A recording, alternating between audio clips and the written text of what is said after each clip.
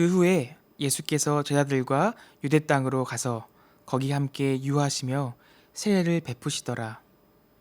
요한도 살렘 가까운 에돔에서 세례를 베푸니 거기 물이 많음이라. 그러므로 사람들이 와서 세례를 받더라. 요한이 아직 옥에 갇히지 아니하였더라. 이에 요한의 제자 중에서 한 유대인과 더불어 정결 예식에 대하여 변론이 되었더니 그들이 요한에게 가서 이르되 랍비여, 선생님과 함께 요단강 저편에 있던 이 곧 선생님이 증언하시던 이가 세례를 베풀매 사람이 다 그에게로 가더이다. 요한이 대답하여 이르되 만일 하늘에서 주신 바 아니면 사람이 아무것도 받을 수 없느니라. 내가 말한 바 나는 그리스도가 아니요 그의 앞에 보내심을 받은 자라고 한 것을 증언할 자는 너희니라. 신부를 취하는 자는 신랑이나 서서 신랑의 음성을 듣는 친구가 크게 기뻐하나니 나는 이러한 기쁨으로 충만하였노라. 그는 흥하여야 하겠고 나는 쇠하여야 하리라 하니라. 위로부터 오시는 이는 만물 위에 계시고 땅에서 난 이는 땅에 속하여 땅에 속한 것을 말하느니라. 하늘로부터 오시는 이는 만물 위에 계시나니 그가 친히 보고 들은 것을 증언하되 그의 증언을 받는 자가 없도다. 그의 증언을 받는 자는 하나님이 참되시다는 것을 인쳤느니라. 하나님이 보내신 이는 하나님의 말씀을 하나니 이는 하나님이 성령을 한량없이 주심이니라. 아버지께서 아들을 사랑하사 만물을 다 그의 손에 주셨으니 아들을 믿는 자에게는 영생이 있고 아들에게 순종하지 아니하는 자는 영생을 보지 못하고 도리어 하나님의 진노가 그 위에 머물러 있느니라. 할렐루야, 복된 아침입니다. 오늘도 하나님께서 말씀 가운데 우리를 만나 주시고 은혜 주시기를 간절히 소망합니다. 우리가 인생을 살아갈수록 뼈저리게 느끼게 되는 것이 한 가지 있습니다. 우리 나름대로 앞날을 예측하고 준비도 해보지만 우리는 한 치 앞도 내다볼 수 없는 연약한 존재라는 것입니다. 그래서 최근에는 코로나 블루라는 말까지 등장할 정도로 많은 분들이 우울하고 소망이 없는 날들을 보내고 계시는 것 같습니다. 오늘 본문에 등장하는 세례 요한 또한 어려운 시대에 태어났지만 자신에 대한 세상 사람들의 비판이나 평가를 두려워하지 않고 이 땅의 문제를 천국의 능력으로 이기겠다는 결단을 가지고 믿음으로 살아간 인물이었습니다. 세례 요한은 당당했지만 겸손했으며 무엇보다 예수 믿는 기쁨을 풍성하게 누리며 살아간 인물이었습니다. 세례 요한의 사명은 예수님이 오실 길을 준비하는 것이었습니다. 오직 그것만이 자신의 인생의 목적이었습니다. 당시 누구도 예수님이 오실 길을 예비하지 않았지만 세례 요한은 아무도 하지 않는 그 일을 감당하며 그것을 사명으로 생각하며 살았습니다. 특별히 세례 요한은 이처럼 자신의 소명을, 사명을 기억했습니다. 내가 무엇을 위해 존재하는지, 또 하나님께서 왜 나를 부르셨는지에 대한 인생의 목적이 분명했습니다. 그래서 사명을 따라 살 수 있었으며 소명을 따라 살아갈 수 있었습니다. 소명은 나이와 관계없습니다. 소명은 은퇴와 관계없습니다. 하나님이 부르시는 그날까지 순종하며 나아갈 수 있는 것이 바로 소명입니다. 오늘을 살아가는 현대인들, 많은 그리스도인들은 지금 내가 왜 여기에 있는가를 묻지 않습니다. 그리스도를 따라감의 의미를 진지하게 성찰하지 않는다는 것입니다. 오늘 이 시간 세례 요한의 삶을 함께 살펴보며 그가 전한 예수 그리스도의 복음은 무엇이었으며 특별히 세례 요한이 자신의 인생을 살아가며 겸손함을 유지할 수 있었던 이유를 함께 살펴보기를 원합니다.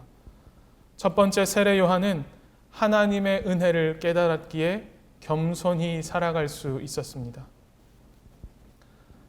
당시 예수님께서는 유대 지역에 거하시는 동안 많은 사람에게 세례를 베푸셨습니다. 그런데 세례 요한의 제자들은 이러한 상황들이 마음에 불편했습니다. 왜냐하면 자기의 스승인 세례 요한이 세례 줄 때보다 더 많은 사람이 예수님께 모였기 때문입니다. 하지만 세례 요한은 하나님의 주권에 순종하며 나는 이미 충분한 영광을 받았다고 말하면서 서운해하거나 그 누구에게도 원망하지 않았습니다. 그리고 지난날 베풀어 주신 하나님의 은혜를 돌아보며 감사하며 또 겸손한 태도로 예수님을 증언하고 예수님을 높이는 사명을 그의 인생 끝까지 감당하고 있습니다. 우리가 인생을 살아가며 다른 사람과 비교의식에 빠져서 인생의 무의미함을 느끼는 이유는 하나님의 은혜를 잊고 소명과 상관없는 인생을 살기 때문입니다. 하나님의 은혜를 기억하며 소명의식을 가지고 살아가는 인생은 기쁨이 넘치게 됩니다. 감사가 넘치게 됩니다. 그리고 이러한 감정은 우리로 하여금 겸손한 인생을 살아가도록 견인합니다. 우리가 잘 아는 사도 바울은 나의 나된 것은 하나님의 은혜라는 고백을 했습니다.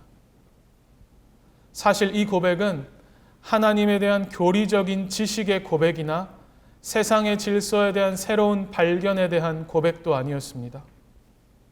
바로 사도 바울이 살아계신 하나님을 삶 속에서 생생하게 체험했던 그의 진심이 담긴 인생의 고백이었습니다.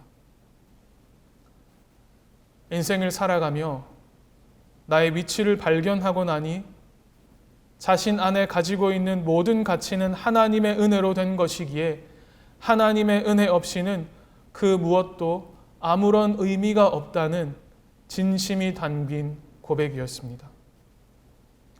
사랑하는 성도 여러분, 우리가 여전히 어려움의 때를 보내고 있지만 돌아보면 우리는 받을 수 없을 만큼의 은혜를 주님께 받았음을 기억하실 수 있기 바랍니다.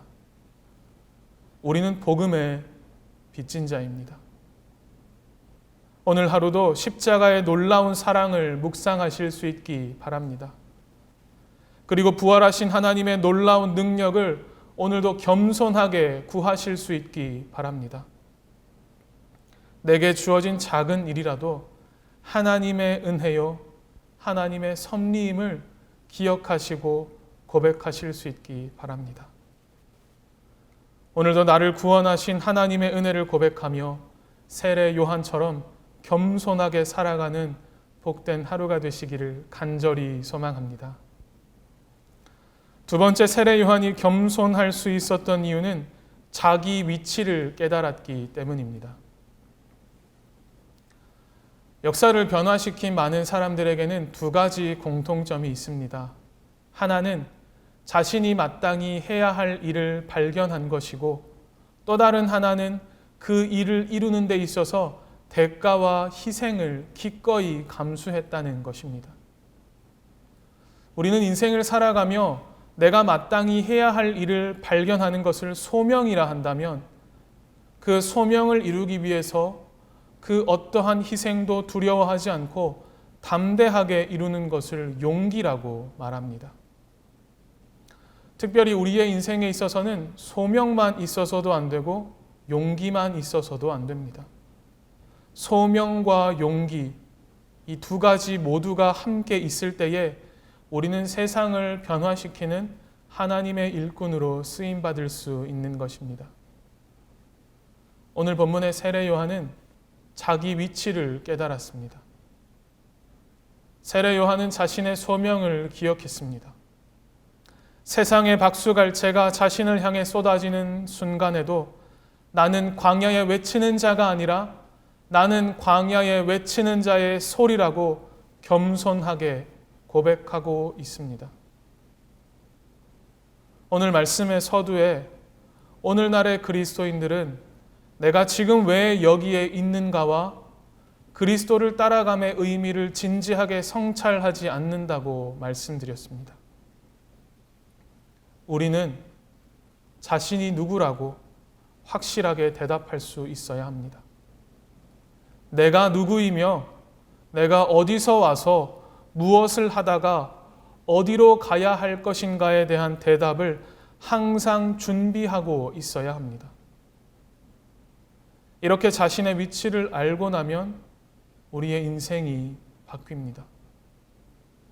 세례 요한은 자신의 소명을 기억하며 예수님의 오실 길을 준비했습니다. 그 중요한 이유는 자신의 위치를 정확히 알았기 때문이었습니다. 사실 세례 요한은 유대와 예루살렘 사람들이 그에게 세례를 받던 이미 이름이 많이 알려진 꽤 유명한 인물이었습니다. 그러니 이제 목에 힘을 좀 주고 살아도 될 법한데 그는 겸손하게 자신을 낮추고 이제 곧 오실 예수님만 증거하는 삶을 살아가고 있습니다. 이처럼 세례 요한은 겸손하게 자기 위치를 깨닫고 행복한 조력자로 살았습니다. 세례 요한은 하늘을 보며 자신의 소명적인 위치를 깨달았습니다. 그리고 그는 예수님의 행복한 조력자로 살아가기로 다짐합니다. 사랑하는 성도 여러분, 예수님을 위해서 기꺼이 잊혀진 자가 되실 수 있기 바랍니다. 세상이 나를 모른다 해도 주님이 기억하는 그 단 한 사람이 되실 수 있기 바랍니다. 그리고 세례 요한처럼 어려운 세상 가운데 날마다 빈들에 서실 수 있기 바랍니다. 세상과 나는 간 곳 없고 구속한 주만 보이는 빈들의 영성을 회복하실 수 있기 바랍니다. 우리에게 주어진 소명이 무엇입니까? 그것은 바로 우리가 받은 은혜와 사랑을 또 다른 누군가가 경험할 수 있도록 나누어 주는 것일 것입니다. 사랑하는 성도 여러분, 오늘도 세례 요한의 삶을 기억하실 수 있기 바랍니다. 새로운 한 주도 하나님의 은혜를 기억하고 자신의 위치를 깨달아서 살아가는 복된 날들이 되시기를 간절히 소망합니다. 마지막으로 이야기를 하나 해드리고 말씀을 마치려 합니다. 이재철 목사님께서 2019년 7월 저희 주님의 교회 31주년 기념 전교인 사경회에 오셔서 전해주신 말씀들이 책으로 발간되었습니다. 바로 그 책 말씀 그리고 사색과 결단이라는 책의 한 부분을 소개해 드리겠습니다. 제게는 생일이 2번 있습니다. 하나는 제 부모님의 몸으로부터 태어난 날이 제 생일입니다. 두 번째 생일은 2013년 4월 29일입니다. 그날이 암 선고를 받은 날입니다. 제가 조직 검사를 하고 나서 먼저 전화로 통보를 받았습니다. 통보해 주시는 그분에게 제가 드린 첫 번째 말씀이 감사합니다 였습니다. 저는 늘 궁금했습니다. 저처럼 허랑방탕하게 술독에 빠져 있는 사람을 주님께서 핀셋으로 집어 불러내시고 주님께서 당신의 도구로 써주셨습니다. 전부 주님께서 하신 일입니다. 제 실력 이상으로 주님께서 사용해 주셨습니다. 그래서 제 인생 말년이 되면 주님께서 나를 어떻게 사용하시려나 저는 늘 궁금한 마음을 갖고 있었습니다. 그런데 그날 병원에서 암입니다 라는 통보를 받는 순간에 그 질문이 해소된 것입니다. 아, 주님께서 암 환자로 내 인생을 끝내게 만드시는구나. 내 인생이 갑옷이 아니라 갑옷 솔기에 지나지 않음을 내가 단 하루도 잊지 않고 살아가게끔 주님께서는 제 육체 속에 암이라는 길벗을 주셨습니다. 저는 매일매일 주님의 도우심을 구하면서 살아갈 수밖에 없습니다. 그 두 번째 생일부터 오늘이 2255일째 되는 날입니다. 6년 2개월 4일째 되는 날입니다. 매일매일 주님의 은혜가 새롭습니다.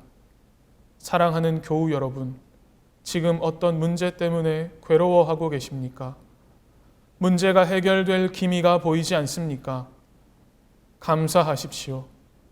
그 문제 때문에, 그 아픔 때문에, 그 고통 때문에 여러분은 아합 왕처럼 자기를 갑옷이라고 착각하다가 어이없이 망하지 않고 바울처럼 일평생 갑옷 솔기인 자기 정체성을 깨닫고 매일매일 주님의 도우심을 간구함으로 여러분의 육체와 상황은 연약하다 할지라도 여러분을 사용하시는 주님의 큰 능력 속에서 그분의 뜻을 이루는 삶을 살게 될 것입니다. 사랑하는 성도 여러분, 나 한 몸 아끼고자 초라한 인생을 살지 마시기 바랍니다. 빈들에서 외치는 자의 소리로 살아간 세례 요한의 삶을 기억하실 수 있기 바랍니다.